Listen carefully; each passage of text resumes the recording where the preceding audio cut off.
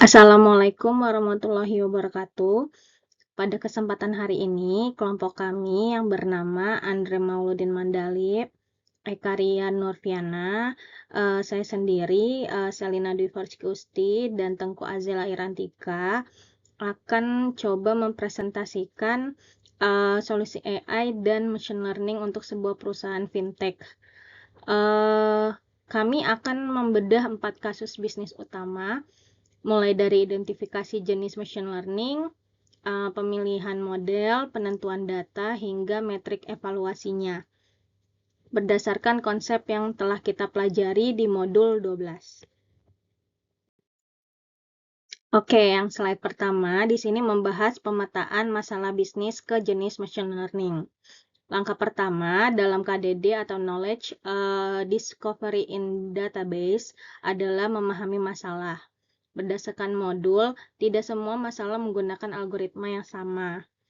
Jadi untuk poin yang pertama di sini deteksi fraud transaksi. Itu tujuannya adalah menentukan kategori atau label sehingga ini masuk ke dalam classification dengan output fraud atau normal. Kemudian poin yang kedua ada prediksi risiko kredit.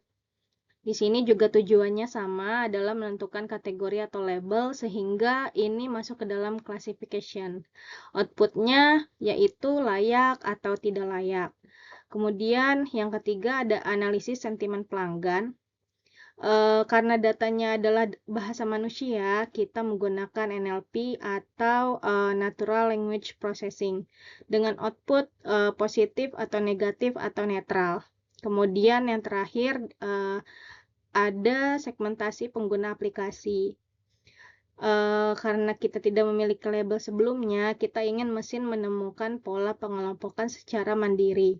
Sehingga ini adalah clustering atau unsupervised learning. Dengan output yaitu kelompok perilaku atau cluster. Oke, kita masuk pada ke kasus pertama dan kedua. Mengapa kami memilih random forest dan bukan decision tree tunggal? Modul menyebutkan bahwa decision tree rentan terhadap overfitting atau terlalu menghafal data latih. Random forest menggabungkan banyak pohon keputusan dan mengambil suara mayoritas sehingga prediksi jauh lebih stabil untuk data finansial yang kompleks. Untuk metrik evaluasi khususnya pada fraud detection kami tidak menggunakan akurasi. Mengapa? Karena data fraud jumlahnya sangat sedikit dibandingkan transaksi normal atau disebut imbalance data. Jika model menebak semua transaksi adalah normal, akurasinya bisa 99%. Tapi fraud tidak terdeteksi. Oleh karena itu, kami fokus pada recall untuk meminimalkan false negatif, yaitu kondisi di mana model gagal mendeteksi fraud yang sebenarnya ada. Untuk kasus ketiga, analisis sentimen data berupa teks dan struktur. Kami memilih neural network atau deep learning karena jaringan saraf tiruan dengan banyak hidden layer sangat unggul dalam mengenali pola manusia yang rumit.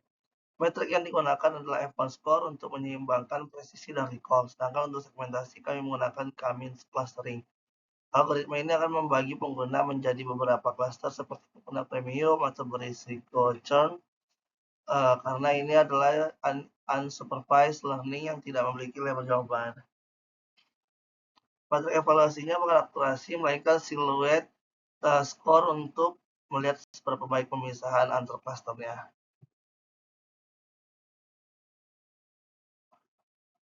Oke, Bapak, Ibu, dan rekan-rekan, sebelumnya AI dapat melakukan data mining dan prediksi, kita harus melewati tahap data collection dan integration. Karena mata kuliah kita berfokus pada pemodelan data, kami merancang bagaimana data ini disimpan untuk fraud dan kredit.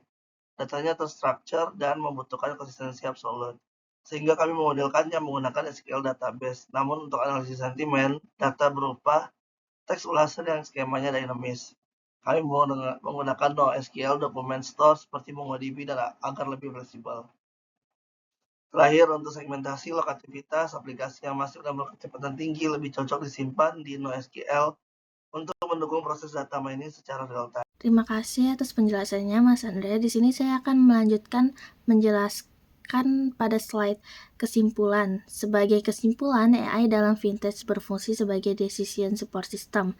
Model seperti random forest dan neural networks akan sangat akurat jika didukung oleh pemodelan database yang tepat, menggunakan kombinasi SQL untuk data transaksional kritis dan NoSQL untuk data unstruktur.